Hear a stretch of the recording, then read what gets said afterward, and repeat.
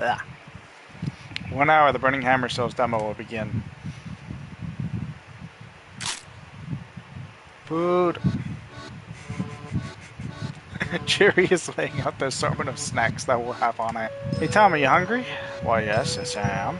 I mean, that should be pretty obvious at this point.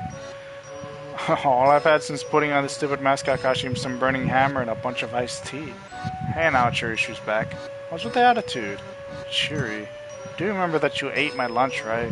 Sticker said it was best before noon. You just made that up. Huh? Yeah.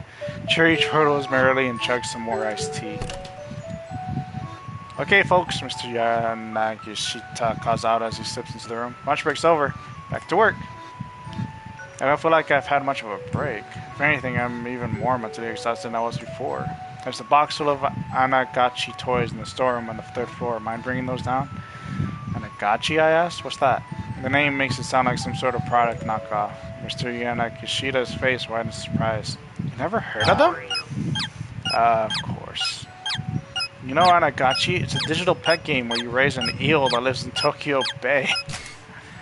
Portable electronic game in which you raise a conger eel, anago, feeding it daily and clearing away feces. Depending on how you raise your eel, can wind up developing into various forms, from normal eel to ultimate eel sushi. You can also use the infrared communication feature to bring over friends to your eel from another nearby Anagachi's device. There's also a sister product, Trout Watch. By connecting the two, you can view a special event where the eel and trout characters go to a pub together. What the hell? Never heard of it, I say. Huh? Well, I guess maybe a lot of people in Japan haven't heard of it yet. But it's all the rage right now with youngsters over in New York City. New York City? Oh, it must mean New York City. Yep. It's popular in New York, really? Anyway, I did some quick checking and that's what I learned. So last month I bought a whole bunch of them. And once again, you were swindled? Yep. Ouch, sure, driving the hard truth. Mr. Yanagishita lets out a pathetic whimper. No. Just like that, his confidence evaporates. He starts muttering to himself. I thought it sounded like a little fishy, really. I mean, think about it. Well, how would kids in New York be interested in raising eels from Tokyo Bay? And what appeal would an eel character even have anyway? None. That's what.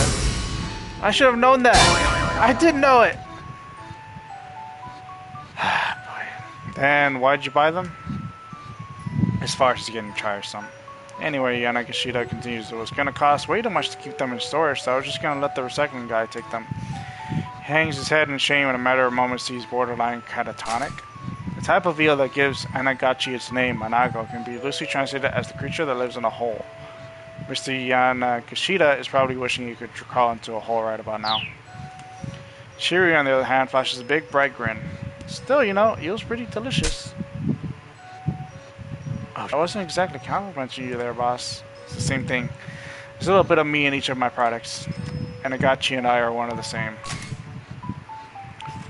A brief Anagachi gameplay clip. The trick is to feed your eel proper food and give it proper exercise. Another important strategy tip is to make sure to obtain the Sharp Chef's knife when you visit Kababashi Kitchen Town partway through the game.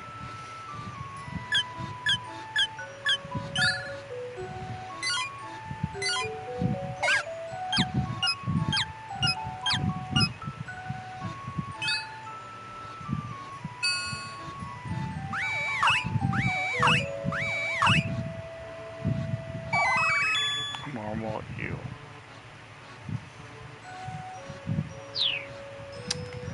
Which is to say, eels and I are one and the same. Go on then. Say something nice about eels. Cheery chimes right in without missing a beat.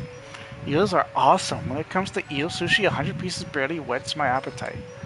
You know, these two make quite a pair. That really means a lot to me, Cheery. Thank you. Thank you. I don't understand what any of this is about, but if it helps mend Mr. Yanagishita's wounded spirits, I guess I can't complain. Leave them to their devices and head for the storeroom.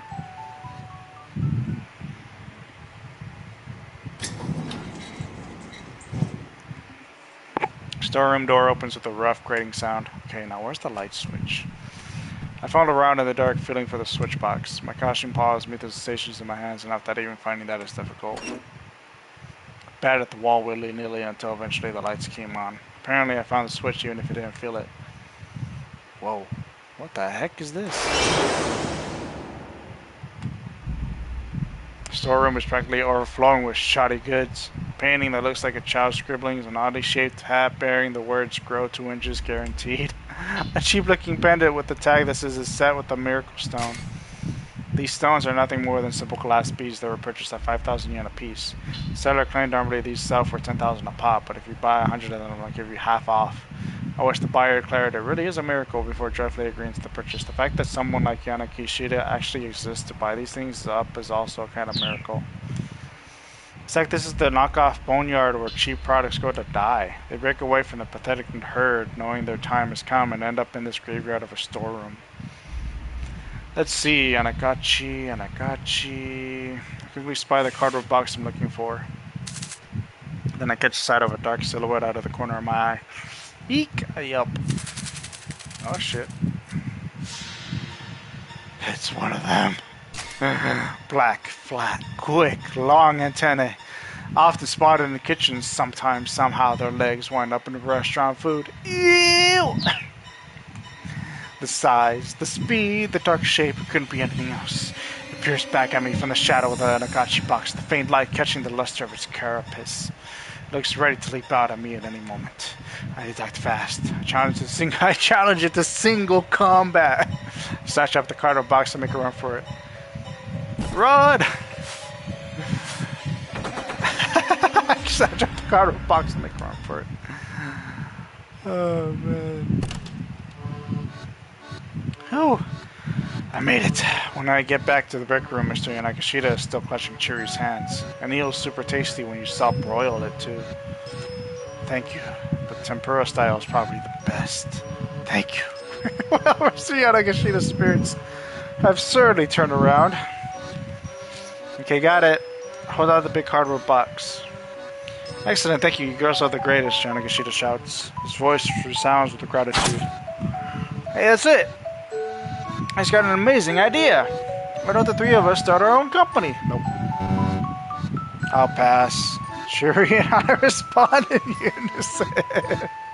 I didn't know that. Man, you just shot that one down quick.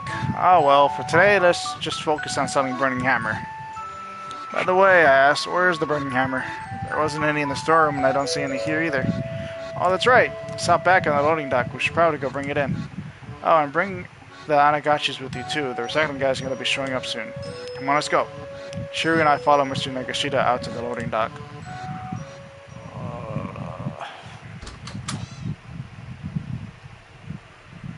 But the loading dock, it turns out, is empty.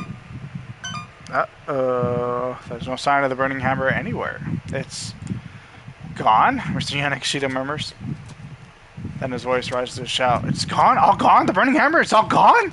Flying into a panic, he searches frantically from one end of the dock to the other, leaping into the air, even peering down the cracks. But no matter where he looks, there's nothing for him to find. It was right here a little while ago, like right here, right here! I hear the sound of an engine revving outside.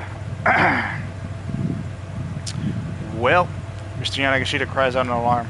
You see a truck starting to pull away. Its bed is piled high with cardboard boxes and other sort of trash. Hey, boss! Is that? Yes, there it is! Mr. Yanagishita begins racing out to the truck. My Burning Hammer! His voice cracks as he cries out. Give that back! Give it back! But he's no match for a speeding truck, and the box of Burning Hammer vanished before his eyes.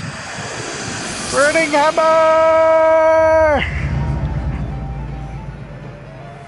Come back! Come back!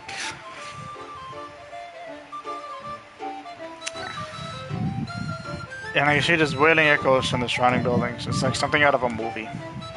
What the hell? What's up with that truck? Tama, who the heck was that? Hey, don't look at me, I reply. Huh? With all those piles of stuff, look like just like the recycling guy. As soon as he says it, revelation dawns on his face. Recycling guy, he mutters. You can see the color draining from his face. The words recycling guy give me an idea. If it was him, maybe he thought he was picking up the Anagachis by miss. We have to find it! We have to find that truck! The man is absolutely beside himself. Shiri, Tama, you two split up and try to track it down. Wait, why do we have to look for it? Again, Shiri and I speak in chorus. There's no sales demo, there's no money to pay you. And then all the work you've done will be for nothing.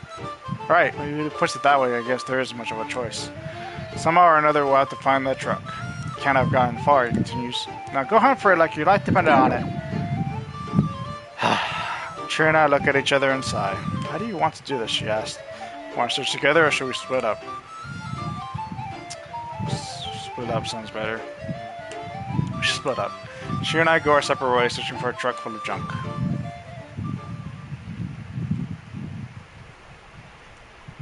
I make my way to Center Guy. I'm so focused on searching all over as I walk that I lose track of where I'm going, and I wind up bumping it right into a man who's hurrying along with his daughter. Tsuruyo and Hana are Toyama. They came to Center Guy to eat lunch. Before that, they were at Heaven Publishing in Shibuya, one Chome? While wandering around distractedly looking for somewhere cheap and tasty, Mr. Tama bumped right into Tama. Oh, pardon me. I hop back to my feet and go to bow to the man in apology. Ow! He bows at the same time. How we managed to punk our heads together. My gosh, her story is just funny. Sorry. As her dad drops to his knees, clutching his head, the girl begins to wander off. Hey, Hana, wait! The man lurches to his feet and rushes after the girl. She seems like an odd kid, only 10 or so, but strangely cold and distant for her age.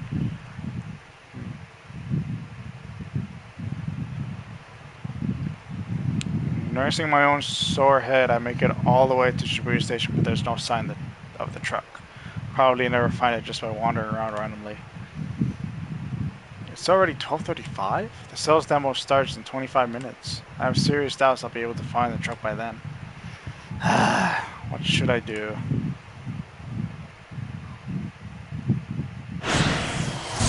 Keep out. I feel like I know where, but it seems a bit late.